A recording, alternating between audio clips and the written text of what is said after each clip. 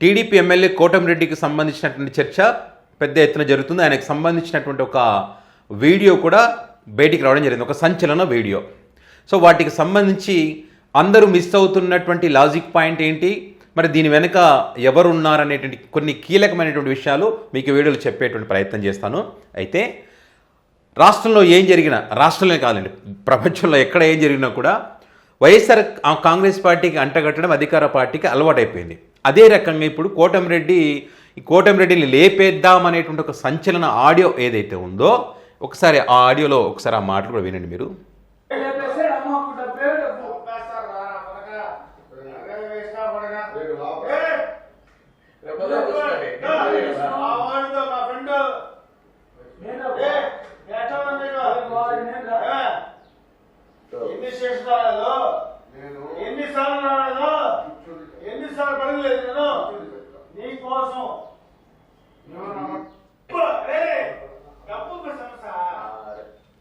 కోటమిరెడ్డిని లేపిస్తే డబ్బే డబ్బు.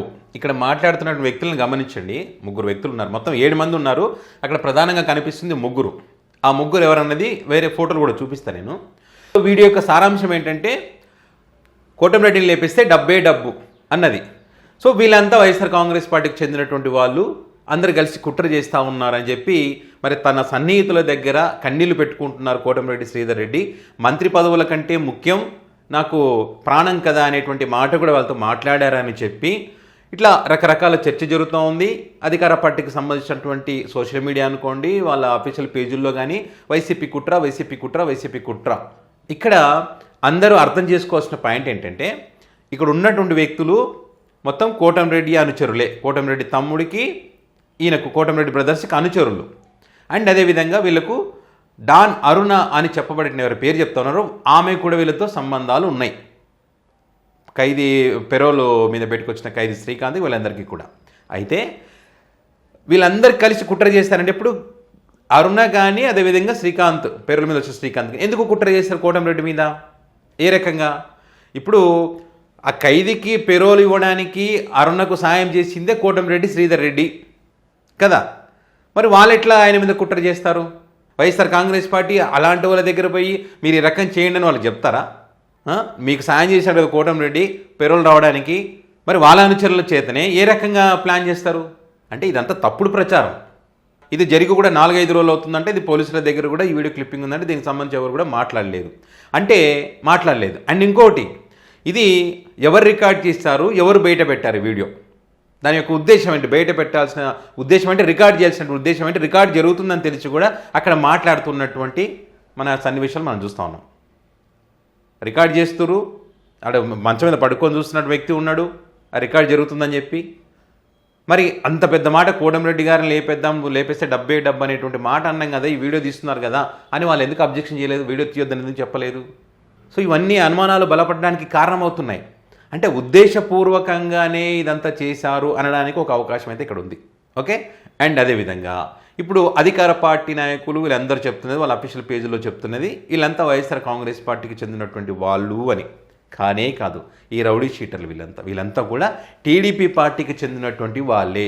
వైసీపీ నుంచి టీడీపీ పార్టీకి పోయినటువంటి వాళ్ళు కాదు, ఆ పార్టీలోనే మొదటి నుంచి ఆ పార్టీలోనే ఉన్నటువంటి వాళ్ళు. దానికి ఆధారాలు కూడా ఉన్నాయి. కొన్ని ఫోటో క్లిప్పింగ్స్ కూడా మీకు చూపిస్తాను. వాళ్ళు ఎవరికి సంబంధించినటువంటి వాళ్ళు ఏంటి అనేది ఒక్కసారి ఇక్కడ కూడా చూడండి మీరు.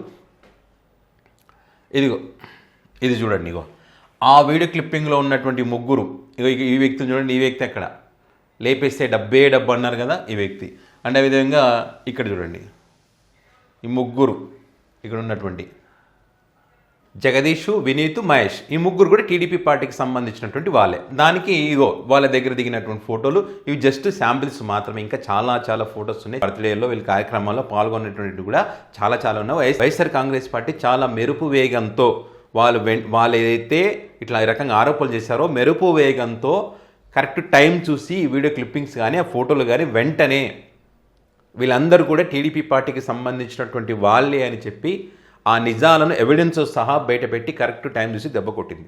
లేకపోతే ఖచ్చితంగా ఇది వైఎస్ఆర్ కాంగ్రెస్ పార్టీ చేయించిందేమో, వాళ్ళ ప్రమేయం ఉందేమో అనుకోవడానికి అవకాశాలు ఉండేవి. ఆ అబద్ధం ప్రజల్లోకి వెళ్ళకముందే నిజాన్ని వాళ్ళు బయట పెట్టగలిగారు.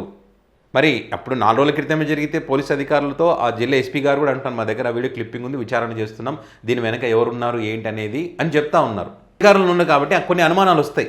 ఇటున్న ప్రతిపక్ష పార్టీ మీద నెట్టేయడానికి, వాళ్ళ ప్రమేయం ఉందని చెప్పించడానికి, ఇట్లా రకరకాలుగా అనుమానాలు కలగడానికి అవకాశం ఉంది. ఇక్కడ వీళ్ళంతా అధికార పార్టీకి చెందినటువంటి వాళ్ళు, వాళ్ళ దగ్గర క్లోజ్గా ఉన్నటువంటి వ్యక్తులు. ఇక్కడ చూడండి ఇక్కడ చూడండి ఎంత ఆప్యాయంగా సన్మానాలు చేసి శాలువాలు కప్పుకొని ఉన్నారంటే చూడండి.